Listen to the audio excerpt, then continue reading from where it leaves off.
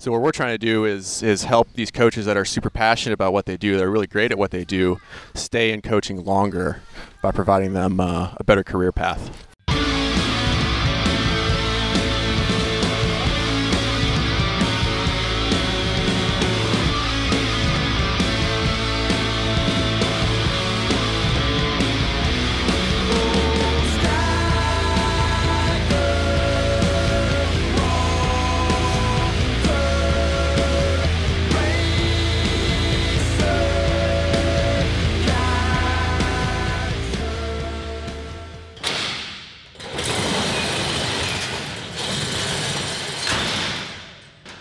Welcome to Barbell Business. I'm Mike Blutzer here with Doug Larson and Marcus Gurzy, and we have our guest, Casey Jenks. Looks like you want to say something, Marcus. You're freaking out. Like I want to say something? Yeah. I'm excited to be here. It's a beautiful day. Yes. I've got all my favorite people here. Yeah. All of them. Plus you guys. What's up, dude? Casey's the founder of FitBot, and you've been involved in the CrossFit community for a while.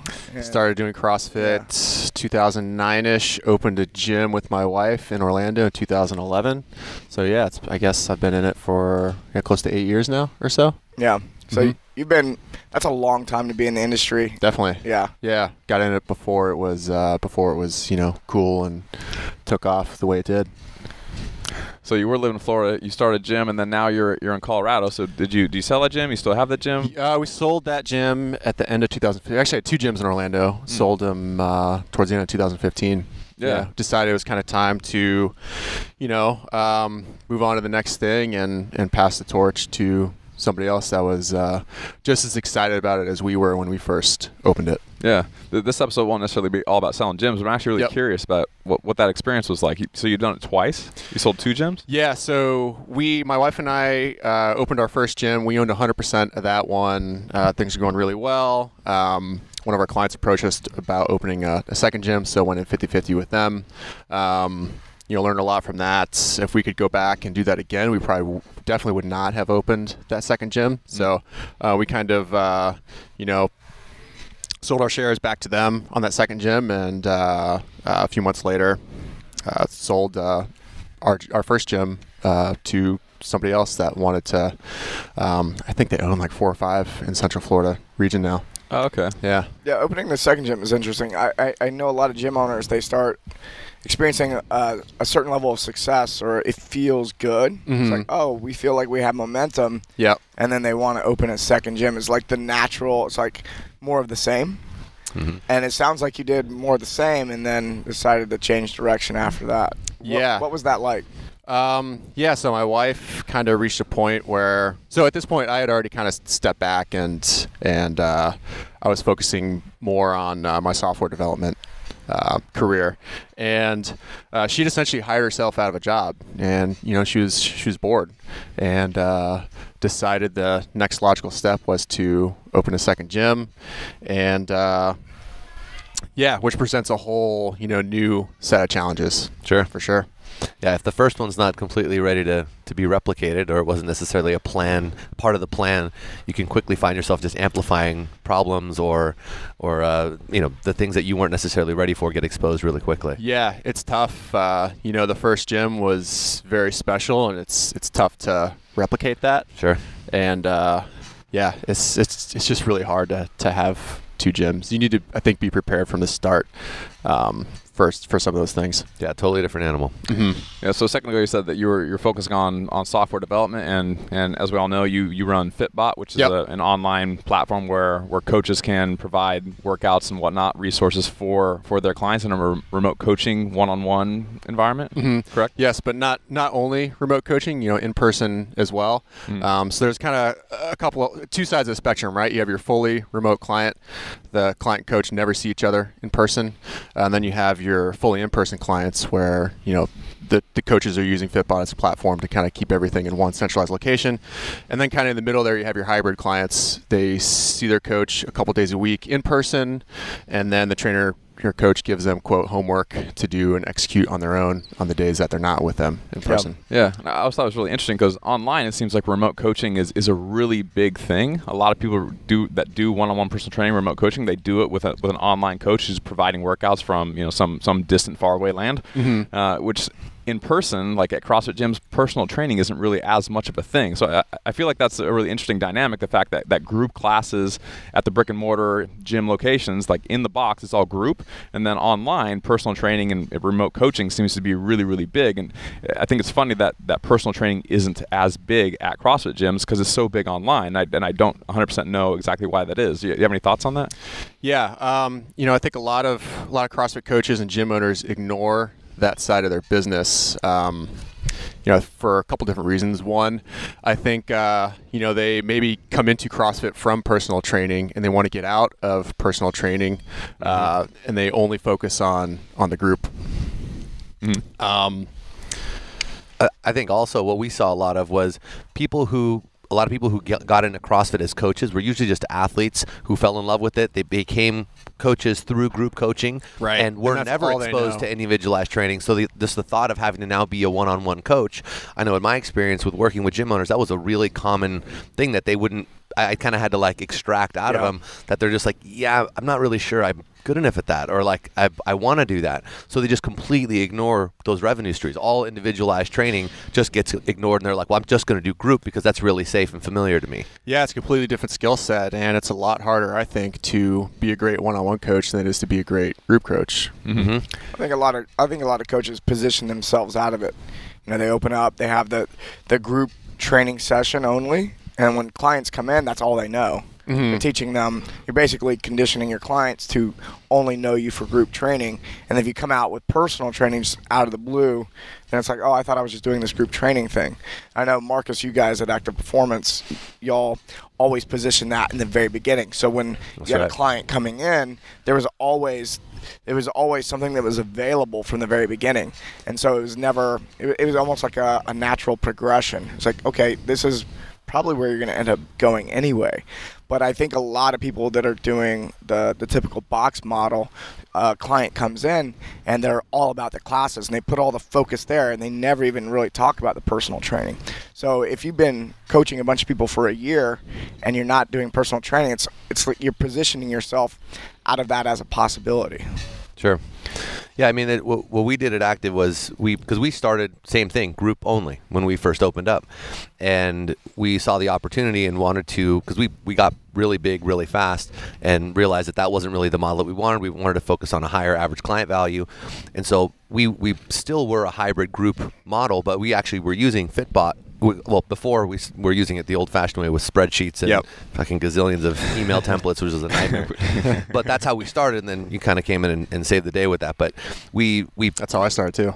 Yeah, that's how everyone started. It was just Google spreadsheets, and it was terrible. And it's like your clients are like, 10 different is services. It really this hard for me to update my together? Yeah, it's a nightmare. So we started to transition into that. It took us about a year to like fully implement that. But when we basically used the group program as a feeder program into the individualized program, saying, hey, you're going to start with our group stuff. Is a great place. Unless you want to start with some individualized, we had these like hybrid programs to get people in, but we're teasing in individualized program design or personal training from day one so that we can already have planted the seeds. They can do group program for 6 to 12 months on average, some sooner, and then you can transition them into an individualized program, which for us, we realized reset their life cycle. So where normally people had that like 12 to like 18 or 24 month kind of like attention span, right? That 2-year burnout.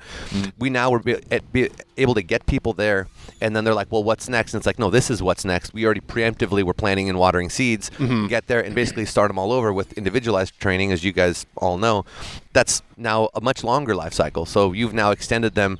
They're going to be with your business much longer at a way higher average client value. Yep, and get better results. Better results, happier, and you've got a better relationship with the coach. Exactly right. It was a total win-win across the board. Yeah, we're even seeing a lot of customers completely shut down the group side of their business to go in 100% all in on the individualized and one-on-one training side. Yeah, it's a huge opportunity. Totally. Yeah, a lot of times coaches as well, they think it's more fun to be able to like work with an athlete and like find all the very specific weaknesses, all the very specific strengths, all the very specific like injury profiles, like what their goals are. And like if you really geek out on programming, then like it really is quite fun to be able to like write something very, very specific for one individual person. So for coaches as well, you're talking about athletes having like a 2-year burnout and then they get bored. Like if you have a guy who really geeks out on programming and he's only writing workouts for a group class where it's generic and then generic and then generic and it's generic over and over and over over again, like that coach also is going to get bored eventually and look for something where he can kind of pursue mastery and work on his craft. And so by providing your really good coaches with an available option where they can do individualized programming, that actually helps with the retention for your best coaches as well, because now they're not bored anymore just writing the same old generic workouts. They're not getting burned out, not only focusing 100% on group, but as you guys know, gyms are busy before work or after work. And as a coach, you're kind of stuck doing this split shift thing. You're waking up 4:30 in the morning, train your first batch of clients. You got this dead time in the middle of the day, maybe take a nap, get your personal workout in, run some errands, that kind of stuff. And then you got to get ready for your next batch of clients that's coming in at night. You get done at the gym, 7 o'clock, 8 o'clock, and then you got to go home, wake up in 6 hours and do that all over again. With this individualized programming, coaches can break out of that, and maybe they, don't completely ditch their in-person stuff, but they can drop, one of those sections of the day. If they're a morning person, they wake up, hit their morning clients, and then get onto their individualized clients, or vice versa. It was actually a huge, it was kind of a means to an end for us too, with being able to pay our coaches way better, because we started to create a hybrid compensation plan where it wasn't just the classes they taught, but then they also were able to add on individualized athletes that we provided through our marketing and all that, so they didn't have to necessarily go out and get it like some other models. And it worked really well because now they were able to make more money, basically full-time jobs, quit whatever else they were doing, just by tacking on a few individualized clients, whether it was in person or remote. Yeah, personal training, coaching has traditionally been a temporary career for a lot of coaches. They get in for a couple of years, maybe as younger folks, but we saw this at our gym. A couple coaches left to change careers because they were able to double, triple their salary. They met somebody at the gym, made a great connection with them, and then they got hooked up with a job, and they got to do what they got to do to provide for their family.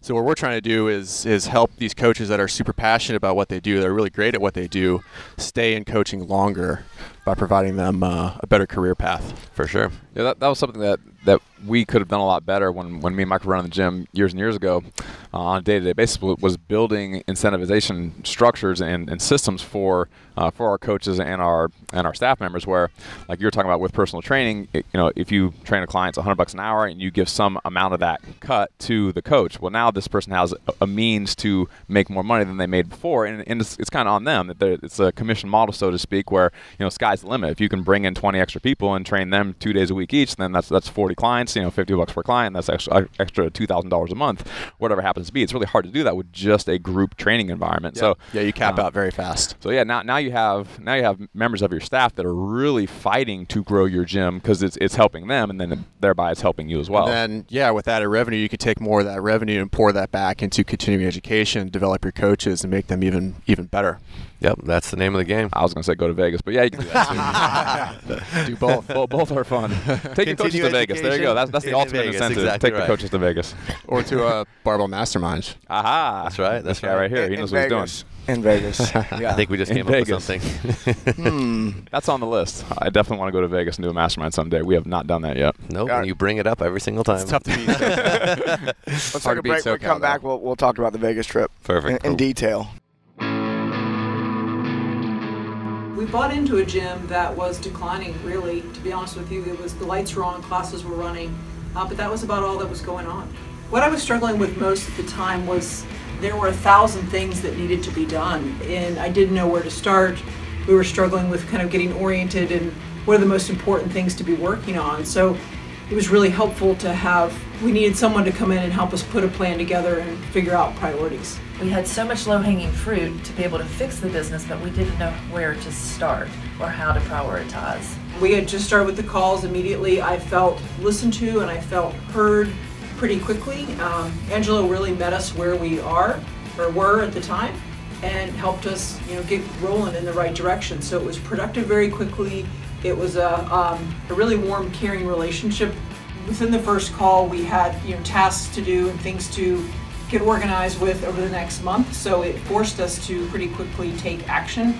I didn't want to show up at the next call and say that we hadn't done what we had said to do, or that we weren't getting things accomplished. So it really helped us figure out priorities quickly and get organized much more quickly than we would have done on our own. We were able to get some processes put in place and we were able to get the ball rolling that we didn't seem so overwhelmed. We have doubled revenue, doubled membership, and that's been huge. I think we've also made some huge gains in our community and how things feel to our members, being able to offer the right kinds of things. This affected the business by, I believe, giving me and my business partners a lot more confidence in that we're working on the right kinds of things at the right time. We have found our own roles and our own lanes to be working in, so it just makes us much more productive overall. Well, I feel like for you, like you were the gym, so everything was on your shoulders, and I think it took you a little bit to unwind some of that you didn't realize like you didn't have to do. Oh yeah, I was gonna say I got more like freedom, more me time. Yeah, for sure. Where we are now, what the future holds for our business is we're right about to open a brand new space that will double the size of our gym. We'll also elevate our brand. It's going to be a higher end CrossFit gym, which is pretty exciting. And we're working well as business partners together because we each know our own area and what we need to be doing. And not only do we know what we're doing, but we know where we're going. We have a 5-year plan, and so we know where we're headed, and it really helps keep momentum. It helps make decisions on a daily basis, and I think the future is super bright for us, and that's really exciting. If you're considering working with a Barbell Business coach, do it. Like, the accountability is valuable, the planning is valuable. This can be a hard path, and you're going to make mistakes. I mean, we all make mistakes. We've made mistakes even working with a coach, but to have someone there who's done this before, who's been through it, who can help point you in the right direction and maybe help steer your learning, I think will help you grow in just bigger ways, play bigger with the business, with your goals, what you're really wanting in your life. So I absolutely recommend working with a Barbell Business coach.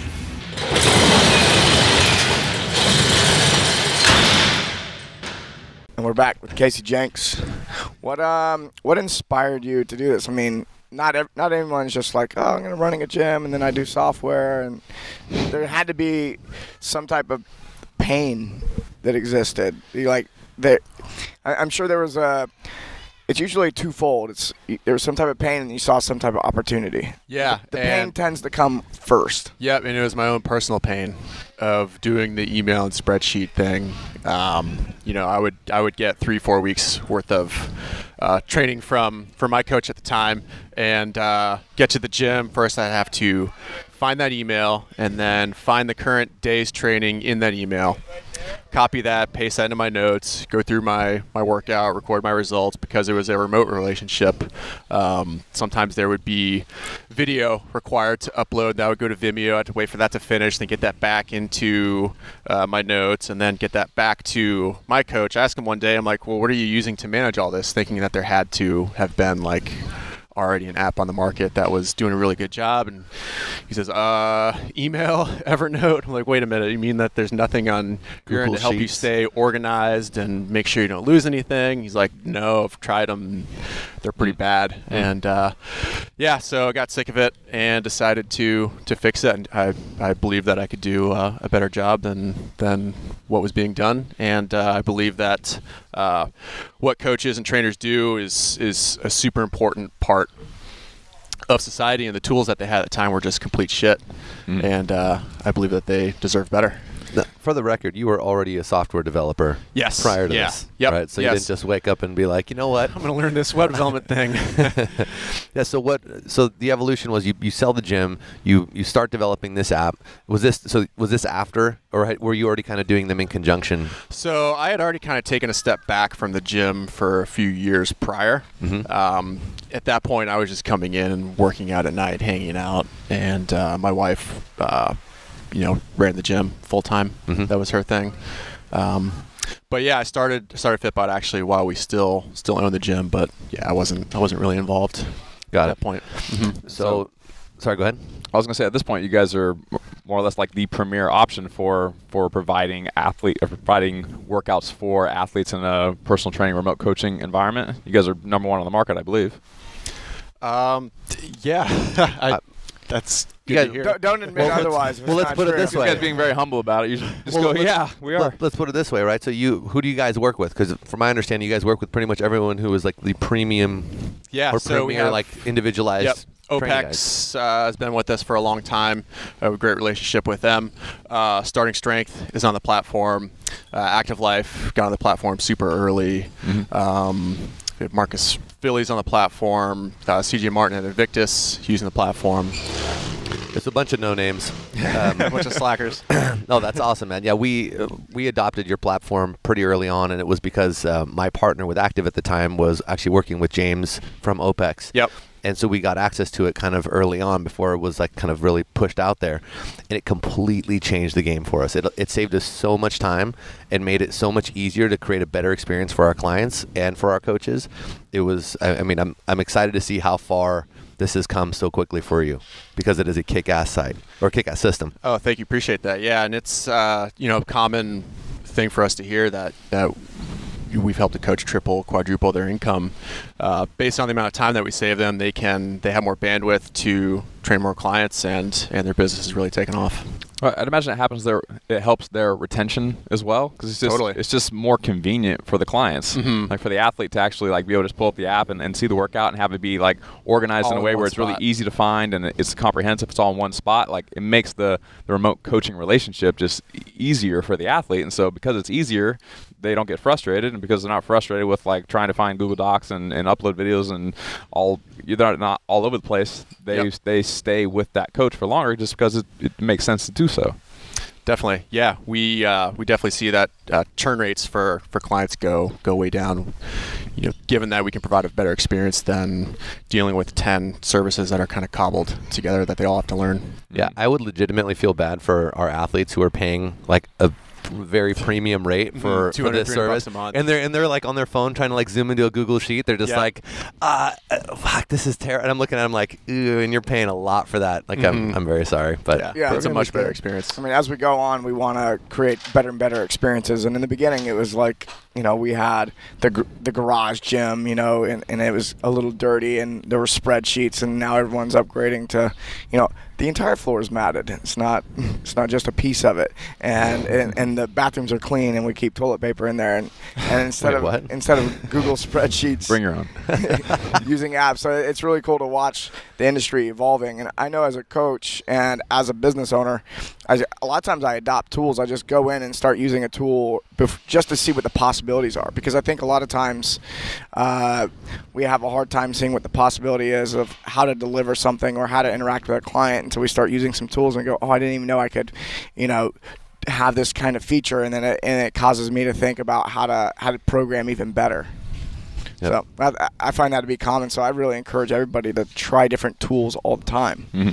Yeah, we're making a very strong endorsement for your product right now because we've seen what it's like, and we know what it's like not to have it. Every time I meet somebody who is doing the spreadsheet thing, I go, why don't you use FitBot? And they're like, oh, if they don't know what it is, they go, what's that? And I go, oh, you're going to thank me for this. and then I go show them what it is, and then inevitably they come back and they go, oh, wow, this is a lot easier. Like, thank you for showing me what that app is like, because it's so much better than using spreadsheets. Like we said when you were at the mastermind a few months back, if you're a gym owner and you do individualized training and you're not using this, you are flat out missing the boat. Of money. You are literally burning money compared to someone else. Wasting a lot of time, losing a ton of money for sure. No doubt.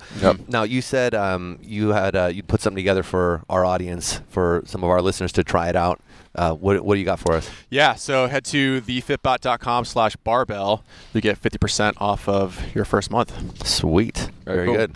And then your wife is also crushing it right now with an app of her own. Just super brief. Just give her a little shout out. Yeah, so when we sold the gym, she started a company called Lean Machine Nutrition, which was a nutrition coaching business, but she's since kind of pivoted and turned that into macro stacks, which is kind of like a do-it-yourself approach to counting macros.